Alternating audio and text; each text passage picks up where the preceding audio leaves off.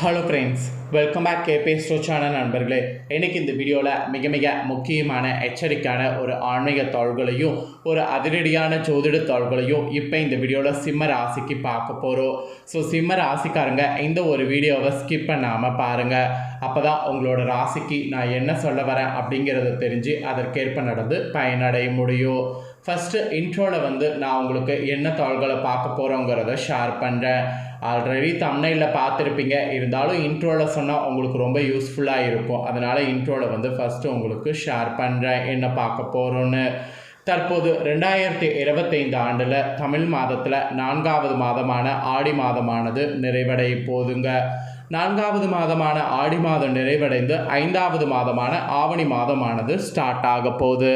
Start ஆகக்கூடிய ஆவணி மாதம் என்னைக்கு ஸ்டார்ட் ஆக போகுதுன்னா ஆகஸ்டுடைய 17ஆம் தேதி ஞாயிற்றுக்கிழமை அன்னைக்கு ஸ்டார்ட் ஆக போகுது. அன்றிலிருந்து சூரியன் சிம்ம ராசியில் பயணம் செய்ய போகிறாரு. சூரியனுக்கு சொந்த வீடு சிம்ம ராசி. அந்த இடத்துல பயணம் செய்கிறதுனால ஒவ்வொரு ராசிக்காரங்களுக்கும் தலையெழுத்து மாறும்.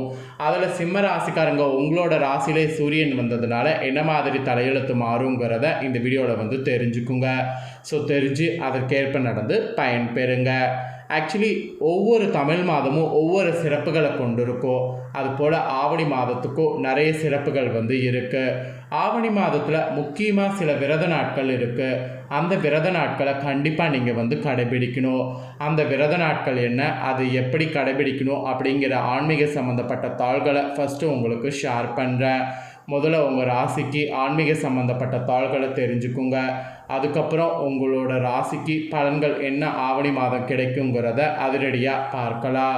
ஸோ வீடியோவை ஸ்கிப் பண்ணாமல் பாருங்கள். அப்போ தான் உங்களுக்கு நான் சொல்லக்கூடிய தாள்களை முழுசாக தெரிஞ்சு பயனடைய முடியும். ஃபஸ்ட்டு ஆவணி மாதத்திற்கு இத்தனை சிறப்புகளாக இருக்குங்கிறத தெரிஞ்சுக்குங்க. அதாவது ஆவணியில் வரக்கூடிய விரத நாட்கள் பற்றி தெரிஞ்சுக்குங்க. அதுக்கப்புறம் மற்றதை நாம் இந்த வீடியோவில் பார்க்கலாம்.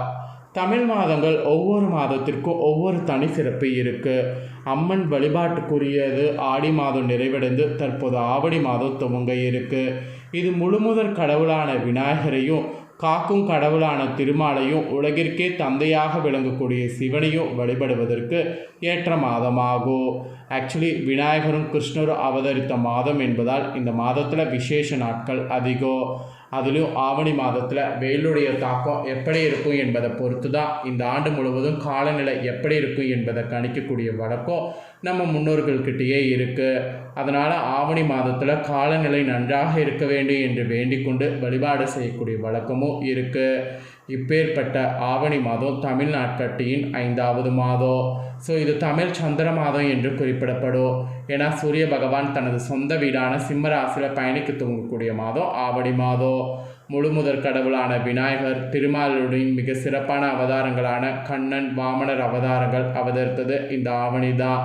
அதனால் இது அற்புதங்கள் நிறைந்த ஆன்மீக மாதம் என போற்றப்படும். அதே சமயம் ஆவணி மாதம் ஜோதிட ரீதியாக சிங்க மாதம் என்றும் மாதத்தின் அரச மாதம் என்றும் அழைக்கப்படும்.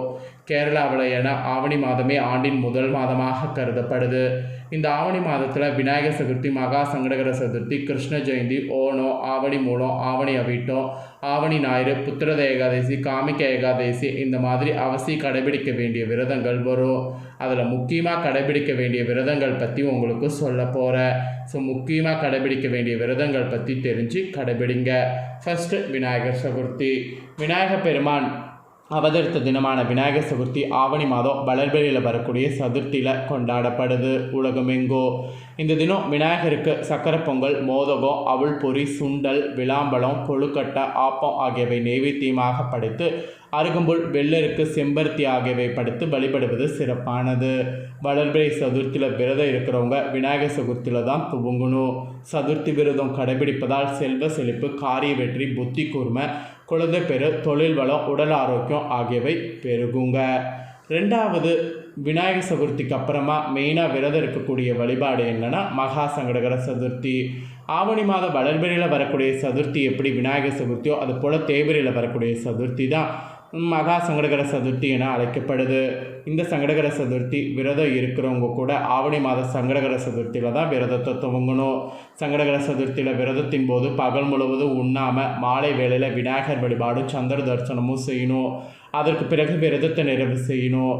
சங்கடகர சதுர்த்தி வழிபாட்டின் போது விநாயகர் பெருமானின் 32 வடிவங்களால் ஒன்றான சங்கடநாதன கணபதி வடிவத்தை வணங்க வேண்டும். சங்கடகர சதுர்த்தி வழிபாடு செய்தால் அனைத்து துன்பங்களும் நீங்கி சௌபாக்கிய வாழ்வு கிடைக்கும். அதனால் இந்த விரதமும் கண்டிப்பாக கடைபிடிக்கிறது நல்லது. மூணாவது கடைபிடிக்க வேண்டிய ஆன்மீக சம்பந்தப்பட்டது கிருஷ்ண ஜெயந்தியாக ஆவணியில் சொல்லப்படுது. இறைவனை குழந்தைய பருவமாக பாவித்து வழிபடுவதில் முதலிடம் கிருஷ்ணருக்கு தான். திருமால் கண்ணனாக அவதரித்தது ஆவணி மாத தேய்பிரை அஷ்டமியில் வரக்கூடிய ரோகிணி நட்சத்திர நாளில் தான். இந்த நாளில் கிருஷ்ண ஜெயந்தியாக உலகமெங்கும் ஆண்டுதோறும் கொண்டாடப்படுது. கிருஷ்ண ஜெயந்தி அன்று கண்ணனுக்கு பிரியமான பால், வெண்ணெய், இனிப்பு சீடை, முறுக்கு, அதிரசம், அவுள், சீடை, தட்டை, தேன்குழல், இனிப்பு வகை இந்த மாதிரி பழங்கள்லாம் வைத்து வழிபடணும். சிறு குழந்தைகளுக்கு கிருஷ்ணர் வேடமிட்டு வீடுகளில் கண்ணன் பாதம் வரைந்து கண்ணனை வீட்டுக்கு அழைக்கணும். கிருஷ்ண ஜெயந்தி அன்னைக்கு விரதம் இருக்கக்கூடிய உங்களுக்கு குழந்தை இல்லாதவர்களுக்கு குழந்தை பாக்கியம் கிடைக்கும்.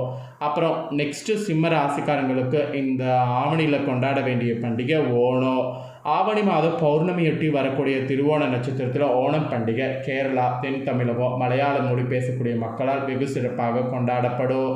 அத்திப்பூக்கோட ஓண விருந்து ஆகியன இந்த பண்டிகையின் சிறப்பம்சம். ஆவணி மாதம் அஷ்ட நட்சத்திரத்தில் துவங்கி திருவோண நட்சத்திரம் வரை மொத்தம் 10 நாட்கள் இந்த பண்டிகை கொண்டாடப்படும். இது கேரளாவின் அறுவடை திருநாள், கேரள தீபாவளி, கேரள புத்தாண்டு என பல பெயர்களில் சிறப்பித்து அழைக்கப்படுது. ஓணப்பண்டிகையின் போது கசப்பு சுவை தவிர மற்ற சுவைகளில் 64 வகை உணவு தயார் செய்து ஓண விருந்தளிக்கிறது சிறப்பு. ஸோ இந்த ஓணத்தை சிம்ம ராசிக்காரங்க கேரளாவில் இருந்தீங்கன்னா கண்டிப்பாக எந்த மாதிரிலாம் கொண்டாடுவீங்கன்னு கமெண்ட் பண்ணுங்கள். இப்போ கிரகநிலைகளால் சிம்ம ராசிக்காரங்களுக்கு என்ன நடக்குங்கிறத சொல்ல போகிறேன். ஆக்சுவலி அஷ்டம சனியால் அதிர்ஷ்டமும் சூரியன் அருளால் பணத்தை பார்த்தீங்கன்னு மூட்டையில் அள்ளக்கூடிய யோகம் உங்களுக்கு உருவாக போகுது. ஸோ அதை பற்றி தான் உங்களுக்கு இந்த வீடியோவில் ஷேர் பண்ண போகிறேன். ஆடி மாதம் நிறைவடைந்து ஆவணி மாதம் இன்னும் சில தினங்களில் பிறக்க போகுது. 2025 ஆண்டின் ஆவணி மாதம் உங்கள் ராசிக்காரங்களுக்கு பலன்கள், பரிகாரங்கள், என்னென்ன நன்மைகள் கிடைக்கோ, கவனமாக இருக்க வேண்டிய விஷயங்கள் என்ன என்பது குறித்து சொல்ல போகிறேன். ஸோ 2025 ஆவணி மாதம் எதை வைத்து சொல்லப்படுதுன்னா சூரியன் இயக்கத்தை வைத்து தமிழ் மாதங்கள் ஆரம்பமாகுதுன்னு சொல்லப்படுது. அதன்படி தலைமை கிரகமான ஆட்சி என்கின்ற உயர்நிலை அமைப்போடு சிம்மத்தில் வலுவாக இருக்க போகிறாரு சூரியன். இது ஆக்சுவலி விசேஷமான அமைப்பாகும். குரு மிதுனத்திலையும், சனி மீனத்திலையும், சுக்கிரன் புதன் இயக்கங்கள் கடகத்திலையும் சிம்மத்திலையும் மாறி இருக்க போகுது. கண்ணில் செவ்வாய் இருப்பது நல்ல விசேஷமான நிலையாகும். புதனில் குருவும் செவ்வாயும் இருக்கிறது ரொம்ப விசேஷம். அதுக்கப்புறம் கடகத்தில் சூரியன் புதன் சுக்கிரன் இருப்பது நல்ல அமைப்பாகும். குடும்பத்தில் இருக்கக்கூடிய ராகுவை குரு பார்ப்பது நல்லது. அப்புறம் இந்த மாதிரி வகையில் தான் ஆடி மாதம் நிறைவடைந்து ஆவணி மாதம் பிறக்க போகுது. அப்போ சிம்ம ராசிக்காரங்களுக்கு ஆவணி மாதம் அற்புதமான மாதமாக இருக்க போகுது.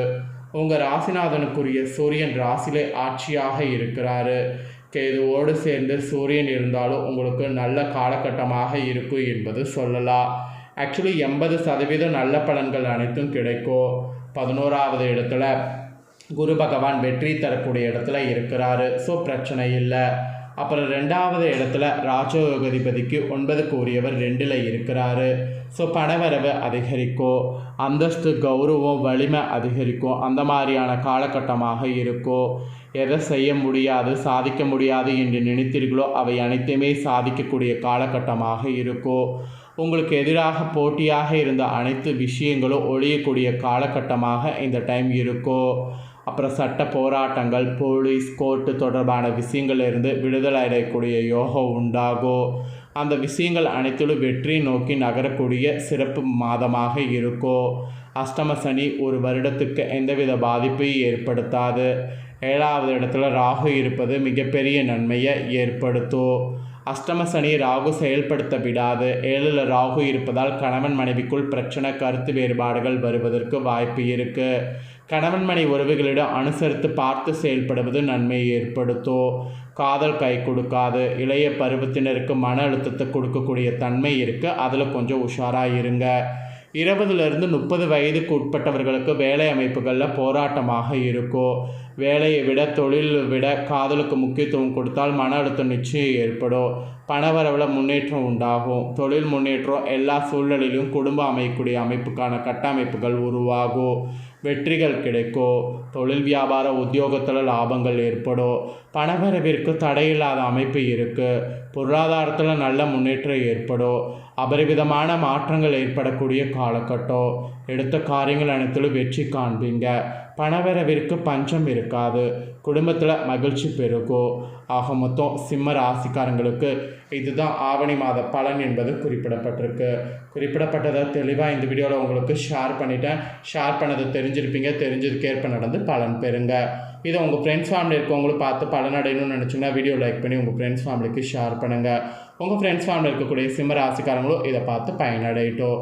இதே போல் புதிய தகவல்களை தெரிந்து கொள்ள சேனலை சப்ஸ்கிரைப் பண்ணுங்கள். கூட பெல் பண்ண ப்ரெஸ் பண்ணுங்கள். இதே போல் சுவாரஸ்யமாக வேறொரு வீடியோவில் உங்களை சந்திக்கிறேன். தேங்க்யூ.